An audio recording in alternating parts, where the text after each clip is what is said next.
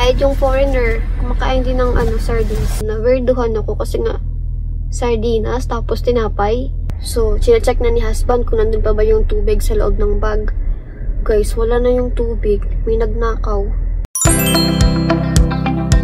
Hi guys, good morning. Papasok na kami ng work. Alam niyo ba guys, ang lamig tonight. Today, ano na pala, it's already morning, 4 AM. Yung pagbiyahe namin kanina is 1 degree. Yung pagtingin namin dito sa company, naging 3 degree. Sobrang lamig. I think sa next day, baka mag-snow.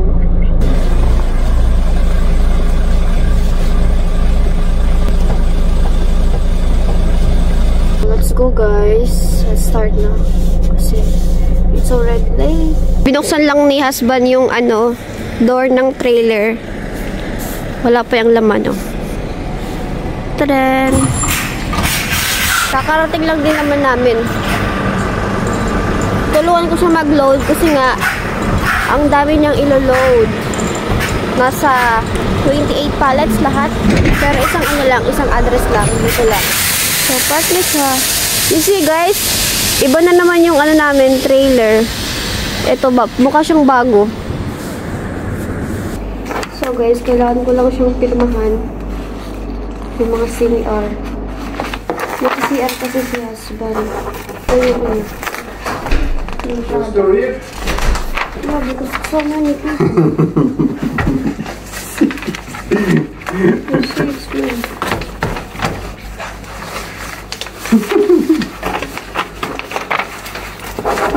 But maybe you continue and I go start loading. Yeah. Yeah? Okay. I will just on the splash page and... Oh, okay. Baby, kissy? Okay. Go, you go.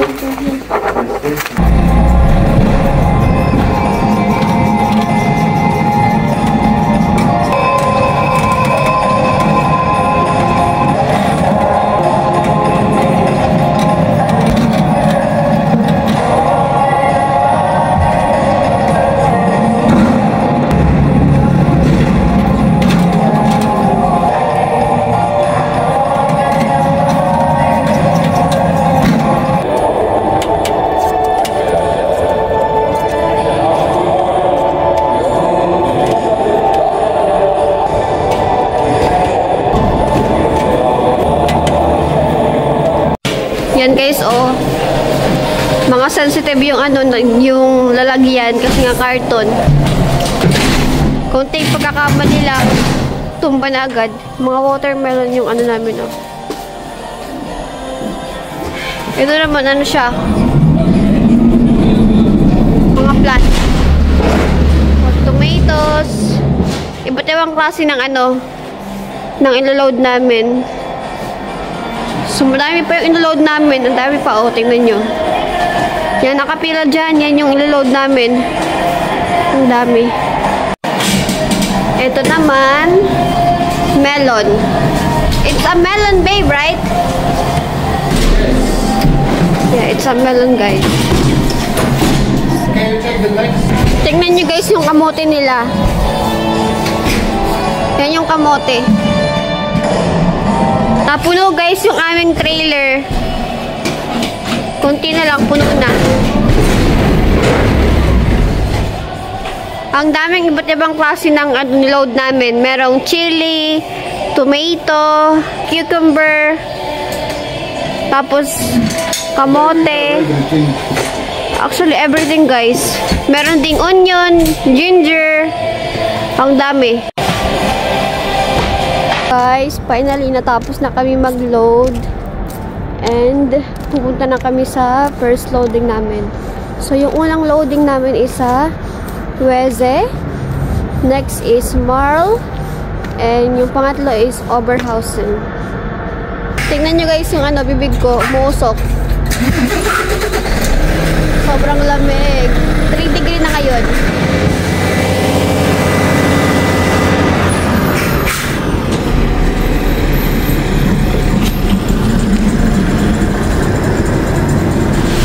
So, ayan na guys.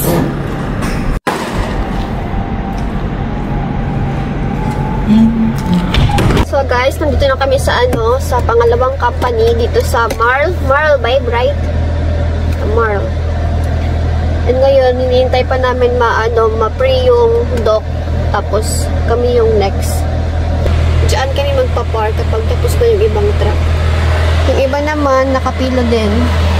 And ngayon, hinihintay ko lang matapos kumulo yung tubig kasi nga magluluto ako ng noodles. Meron kami dito it's cold. How it cold? Bowl. But in Latvian? Bluwada. In Latvia, it's Bluwada. Bluwada. Bluwada. Bluwada. Bluwada. Yeah, Bluwada. Bluwada. Naming arte, no? But in Tagalog, it's called... I don't know in Tagalog. Tasa. I don't know. So, ito yung gamit yung kakainin niyang noodles. Nabili namin ito sa Germany.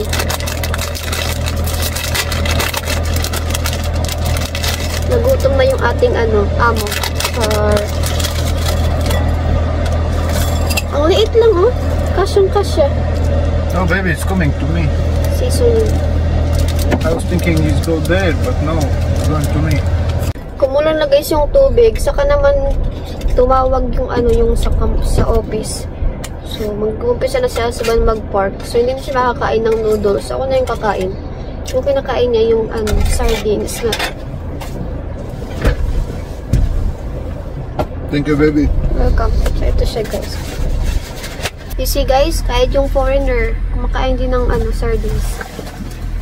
Pero mas masarap yung sardines nila dito kasi nga yung tomato sauce, yung talaga siya, pure. Hindi yung tulad na hinaluan ng tubig. Dati nung pinatry sa akin banda, kumain daw ako ng sardines na kumain ako ng sardines na kapares ng tinapay. Na weirduhan ako kasi nga sardinas tapos tinapay. Kasi diba sa atin yung kapag kumakain tayo ng sardinas, yung pinapares talaga natin is kanin. Pero dito sa kanila is bread. Pero nung try ko guys, masarap naman pala siya kapag tinapay yung kapares niya. Tapos isasawsaw mo siya sa tomato sauce. Masarap niya. Ito guys ang buhay ng isang truck driver. Kaya always kami may imbak na pagkain in case na gutumin siya. Kasi nga, hindi naman natin alam. May times guys na mas matagal ka dito sa company, matagal yung paghihintay, and hindi naman pwede na aalis ka na ng bigla.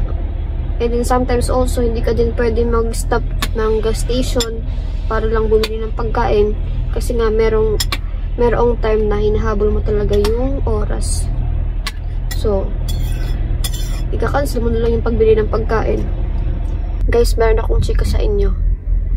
Kahapon, pinabili ko si husband ng water. So, bumili siya sa Albert Heijn. So, yung binili niya is yung isa ka bag. So, bali yung laman niya is 6 pieces na 1 liter. And then, pagdating niya sa bahay, iniwan niya lang yung tubig dun sa bike, dun sa may bag, dun sa unahan. So, iniwan niya lang dun. So, hindi niya dinala sa sa room namin.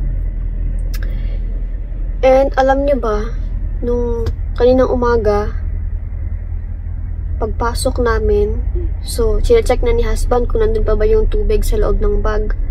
Guys, wala na yung tubig. May nagnakaw. So, wala kaming tubig ngayon. Actually, ito yung first time na nanakawan kami ng tubig sa sa bike. Kasi before, nilalagyan din niya ni husband ng mga beer, sometimes yung mga soft drinks, ganun. Pero hindi naman nananakaw. Ngayon lang talaga. So, hindi na kami maglalagay. I think, binabantayan lang kami kung meron kaming iniwan sa bike. Tsempuan lang din. Kasi nga, madaling araw siguro yun nila kinuha. Kasi si husband, nagising siya. Kasi yung bike, di ba may alarm? Kapag masasaging mo yung bike, may alarm siya. Sobrang ingay.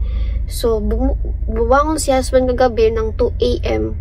Chinek niya, merong lalaking lalakad na palayo sa bike. And iniisip ni husband, yun yung katabi ng ng apartment namin. Guys, magagawa ko ng drinks. Meron ako ditong ito na yung ginawa kong drinks. Nilagyan ko siya ng whipped cream. Ang sarap na, guys.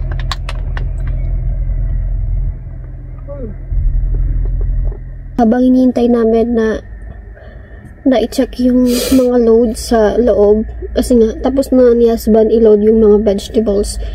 And ngayon, dito kami sa loob, naghihintay kami. And naghihintay din si husband, tawagin siya. Kasi nga, kukunin niya pa yung paper sa loob. And meron ako dito nakitang comment. Si, Hello, Mercy Florita. Sabi niya, guys, like yung pinapanood ang vlog mo, ask ko lang, paano mo na-meet si husband mo? Safe travels. So, story time. Paano ko nga ba na-meet si husband? Na-meet ko siya, guys, sa online dating app.